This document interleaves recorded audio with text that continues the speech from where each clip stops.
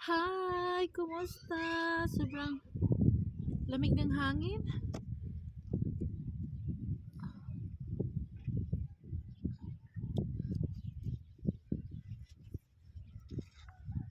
Kumusta mga sis? Sana nasa mabuting kalagayan tayong lahat.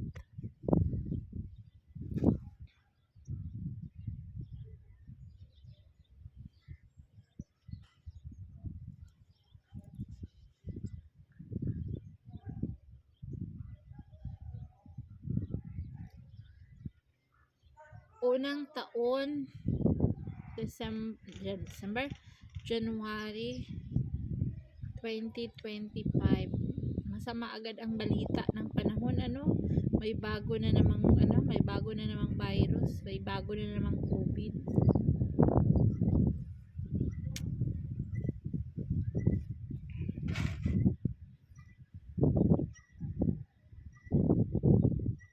Sana hindi masyadong malala.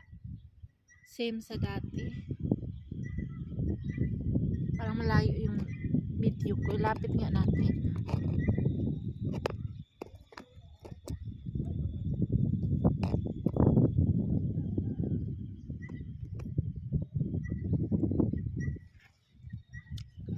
Lakas ang hangin, guys.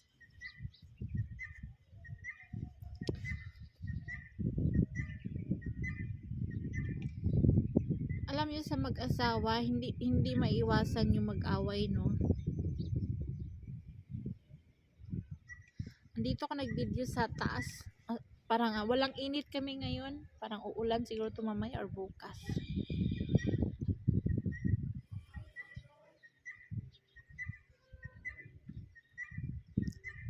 Pag ikaw dito asawa sa Pakistan, wala ka talagang freedom. Awayin ka man ng asawa mo or hindi ka makapag-aliw-aliw mag-isa. Gusto mo pumunta dito sa ganun magpalipas oras, wala, bawal, kundi kasama mo talaga yung asawa mo. Kung may problema ka, wala. Kung hindi ka marunong magdala ng problema mo, mabaliw ka.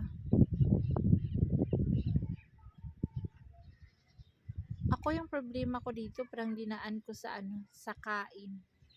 Doon ko na lang, pag nakakain ako, nakalimutan ko lahat ng problema. Kaya pansin nyo yung mga double pats na yan, yung mga ganyan sa katawan. Ang mag-asawa, may time na mainit ang ulo, lalo na matanda na, may mga maintenance. Isang lang, napakaliit na palakihin. Ganun.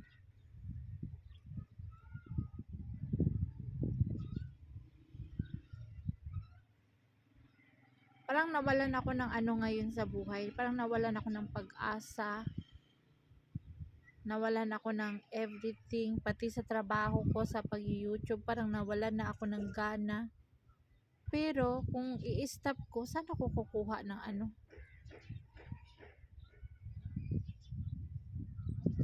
pangkain namin? Kaya sabi ko hindi pwedeng tumigil. Kahit kayo kung naalibadbaran kayo sa mukha ko, pwede naman mag-change channel. Pero yung mga taong nasubaybayan yung kwento ng buhay ko since from the start until now, 5 years I'm in the YouTube.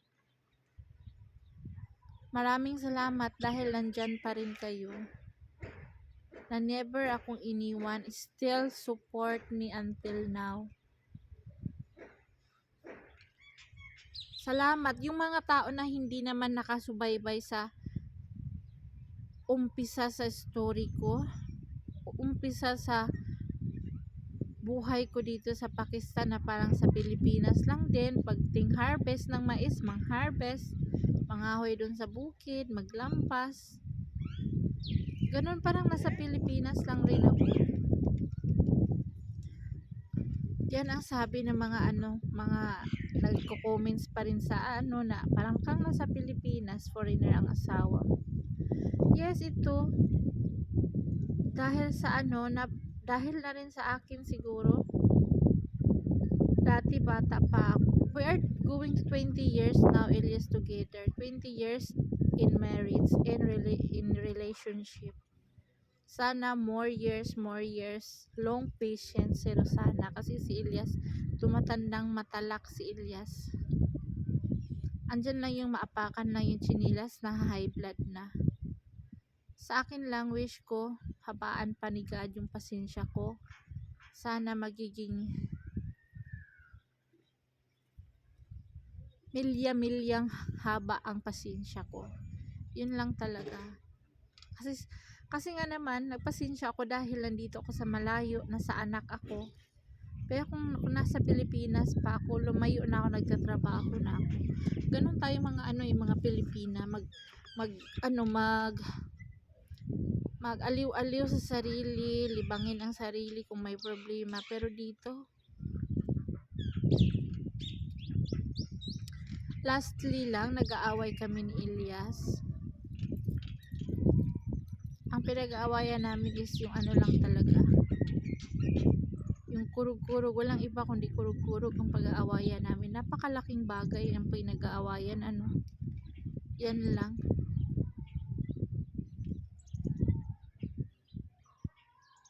Kakaano lang kasi niya kagabi, tapos gusto naman niya kinabukasan gabi. Yun naman, gusto niya araw-araw. Kumbaga ba, ako lang ang gagawin nitong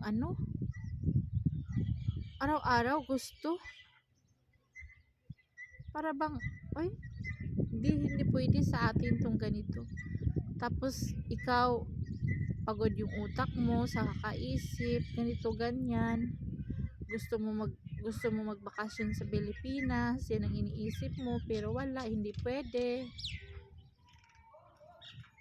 Kasi kung mura lang ang ticket, guys, pwede ko mangutang, magbakasyon ako sa Pilipinas. Kaso kamahal. Ang ticket dito nasa 300 plus is ang tao, 300 sa pera nila. So 300 divide 5, yun sa piso. Nasa ata? Merong 40, merong 30, merong 50, ganyan peso. So yun, nag-away kami. Bungangaan sa bungangaan, ganyan. Bakit daw ako, ang dami ko daw ganito, ganyan, hindi pwede, ganito, ganyan. Ang dami ko daw reklamo. Sabi ko, hindi naman ganyan lang ang gagawin natin, araw-araw ganyan. Minsan mag-isip man din tayo para sa anak natin. Bakit ka ganyan? Wala ka talagang isip, no? Matagal na. Tagal ko na nagtitiis sa'yo, ganyan ka lang palagi. Sabi ko sa kanya. Tapos, sa haba-haba na sinabi ko, siguro na nasaktan siya. Itong words lang yung hindi ko nakalimutan talaga na until now. Na hindi ko siya inimik until now. I think like 5 days na.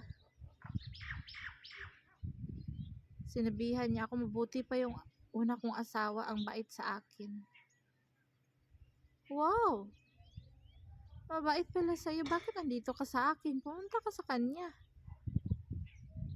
Ang bait pala sa'yo. Ako, hindi ako mabait sa'yo. Sa anong dahilan na hindi ako mabait sa iyo? Lahat ginawa ko. Lahat, I am the one who provide in this family. Tapos sasabihan mo ako ng ganyan. How dare you? Ganyan sa isip ko, hindi na ako sumagot. Kasi pag sumagot ako, malaking away. Sa amin, siya yung matalak. Ako yung yung tahimik lang. Minsan lang ako, dalawa lang ako sasagot. Tama na. Kasi pag dugtungan ko ng datungan yung away namin, parang magiging apoy na. So ako yung tahimik. So yan ang sinabi niya sa akin. Mas mas mabuti pa daw yung una niyang asawa kasi mabait sa kanya.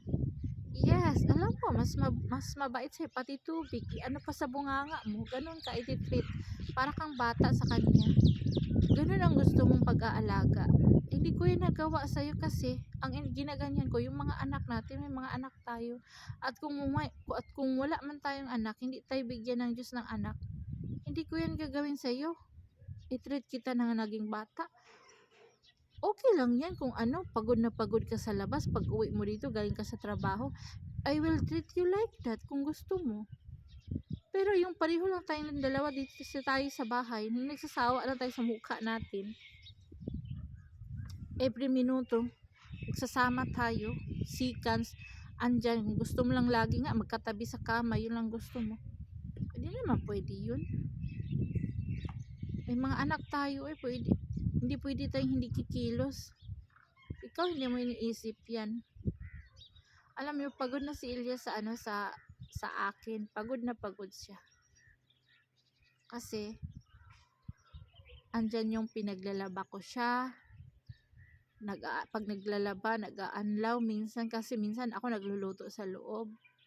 Ganun lang naman ang mag-asawa, di ba? Magtulungan. Lalo na wala ng trabaho ang lalaki. Imbis na ang lalaki dito magtatrabaho. Wala eh.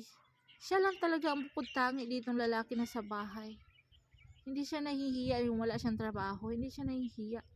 Yung minsan tanungin siya ng hindi nakilala sa kanya na, What did you do for the living? Sabihin na niya, wala, andito sa bahay, ganito. Yung asawa ko nag-YouTube, ganito, ganyan. Hindi ka ba nahihiya magsabi ng wala? Kalalaki mong tao. Diba? Anong trabaho mo? Wala. Tapos pag may pagod na siya sa akin kasi pinaguhugas ko yun siya ng kaldero minsan. Yun ang sabihin niya agad, magkwenta agad siya sa akin, sabihin niya, I'm very tired. I'll do everything for you. Sasabihin niya sa akin, I'll do everything for you. Wow! Anong ginawa mo sa akin? Lahat-lahat. Yung pagtulong mo sa akin sa trabaho dito sa bahay, yung magkuskus ka ng kaldero, yung maglaba ka, yung magwalis ka.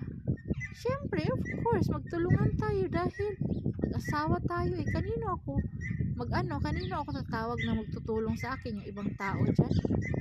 Magbayad pa ba tayo para gawin yan? Hindi na, uy. May kamay naman tayo. Yung iba nga dyan, putol ang mga kamay, naghanap buhay. Yung iba nga dyan, kahit may mga sakit, nagtatrabaho pa tayo pa, kaya nga maintenance, inom lang ng gamot tayo, magtatrabaho eh. Sabi ko sa kanya. Si Elias kasi yung pagising, ang buhay kasi ni Elias dati, for how many years yan ng asawa niya, hanggang sa pagtanda niya, igising, magkape, tapos pupunta sa tindahan, tatambay doon. Hanggang ngayon, ginagawa pa naman niya. Araw-araw, doon pala sa tindahan. Basta pagtapos ng dito sa bahay, trabaho, tulungin sa akin kunti, maghugas ba dyan ng plato, kasi ako talaga maglilinis ako araw-araw, magwalis, magmap, magluluto. Pagtapos siya ng trabaho niya, punta talaga yan sa tindahan, uuwi lang yan siya ng gabi, kasi matutulog. Kung wala lang tulugan, doon yan sila. Hindi siya nahihiya ba? Lahat ng niya doon, sitting pretty niya doon, mga lalaki, may mga trabaho yan. Mga construction, may mga tindahan. Siya lang wala talaga. Ay, Diyos ko. Umaasa siya sa mga kapatid niya. Pag inalok ko siya ng maraming bisis na hiwalayan, sabi ko sa kanya, bakit hindi mo ako hiwalayan? Ang tagal ko na nag-aalok sa'yo ng hiwalayan. Maghiwalay tayo ng legal na hiwalayan. Mag-separate ng maayos. Andyan lang naman yung magpirmahan tayo, siya ang ayaw. Sabi ko, bakit ayaw mo? Dahil magugutom ka kapag wala ako? Ay, hindi siya magugutom, kasi may mga kapatid naman siya. Yan ang pinagmalaki niya. Diyan siya umaasa sa mga kapatid niya. Binibigyan siya ng pera. Ganyan. So, hindi talaga siya mag-worry. Sabi ko, bakit hindi mo ako hiwalayan? Takot ka? Dalhin ko mga anak ko. Ako ang magpapakain yan. Bubuhayin ko yan. Kahit anong klaseng trabaho papasukin. Sabi, okay, go, dalhin mo lahat ng mga anak mo. Yun ang sabi niya sa akin. Sabi ko, maghiwalay tayo. Ang tagal ko na gusto niyang nag-away kami. Hiwalayan talaga ang ko niyan. Kasi para bang napupuno na ako minsan. Ayun.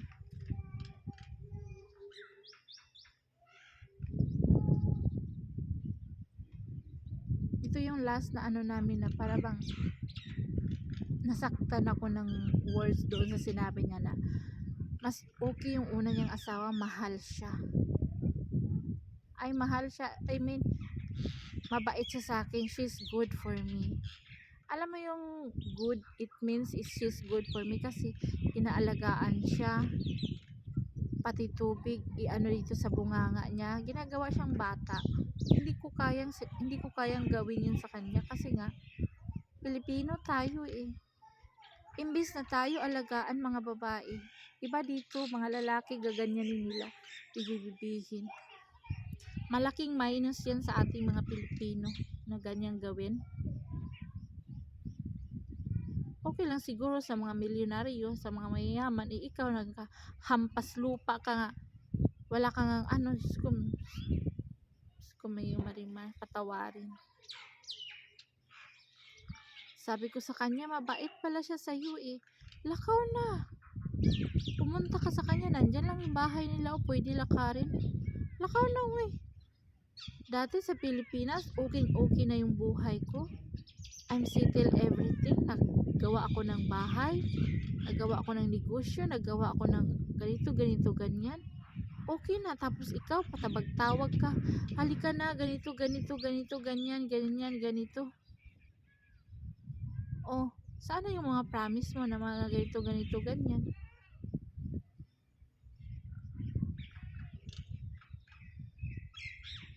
Basta, nasa kami ngayon na, hindi ko alam kung kailan kami maghihiwalay. Hindi ko alam kung how many years we're in together pa. Kasi para pang ako, I will surrender na talagang ayoko nang may asawa na ganito, ganyan. Gusto ko yung Pilipino na mag-usap ba na ganito, ganyan. In future, makausap mo na ganito, ganyan. Sila hindi ko makausap ng ganyan. Sasagutin ka lang, in God's will provide, tapos aalisan ka lang. Pag ganyan ang topic, sasabihin niya God will provide, tapos aalisan ka lang. Paano God will provide kung hindi ka kikilos? Bibigyan ka ba ni God ng pera sa kamay mo, pambili mo ng pagkain? Di ba hindi? Galit na galit yung si Elias pag ganyan ang sasabihin ko, kontrahin ko yan siya. Galit na galit siya. Si Elias yung tao na pero pag siya na ang matamaan ng salita mo, galit na galit yan siya.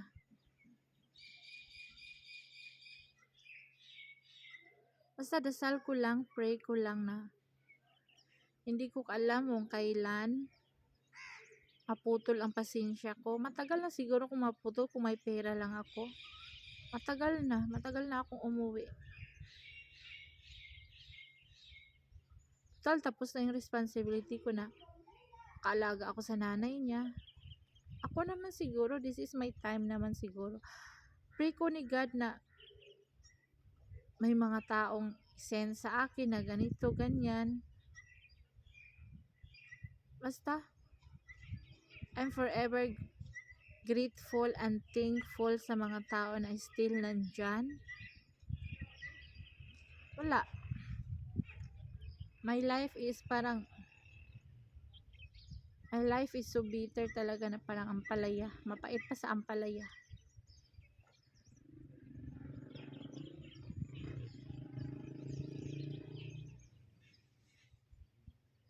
Mapait pa sa ampalaya yung buhay ko.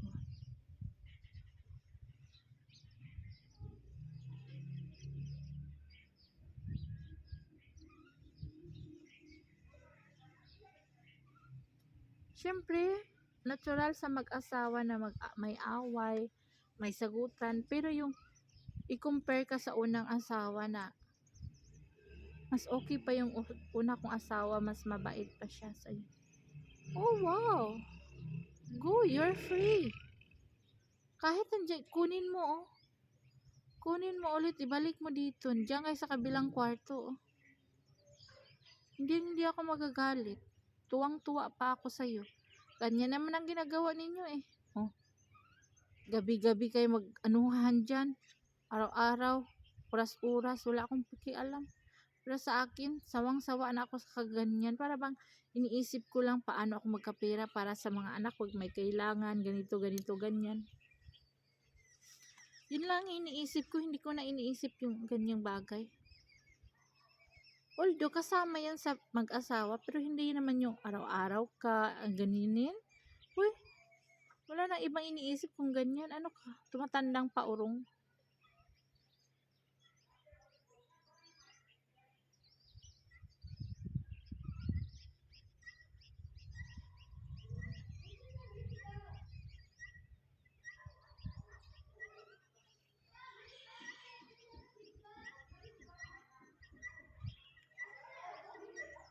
Mag-iipon ako siguro ng mga 1 taon para makauwi ako. Kasi kapag hindi ako magsikap para sa sa sarili ko, hindi ako makakauwi. Sasabihan lang ako, okay, you go. Anywhere you can go. Anytime you want to go.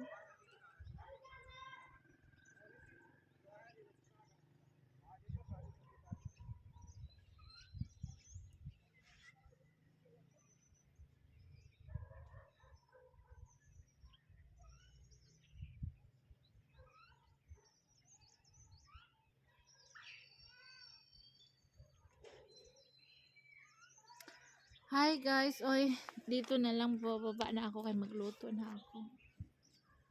Thank you so much.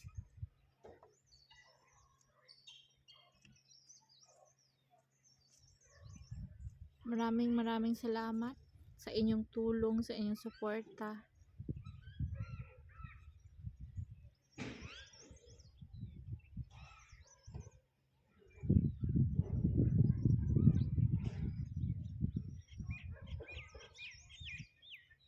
From this month talaga na makaipon para siguro next year makauwi.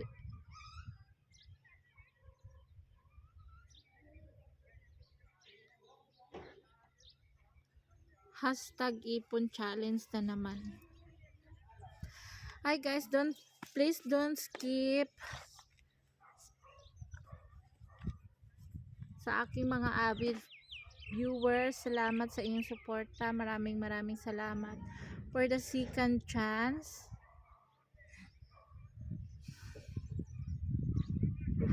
#ipon challenge. Please don't skip ads guys. Salamat and God bless everyone. Pagpasensyahan nyo na ako, ganito talaga dito sa bukid, wala kang sa kwarto ka lang, ganyan, lumabas lang ako saglit para para maglabas ng hinaing, maglabas ng mabawasan kunti ang bigat ng dinadala. Bye!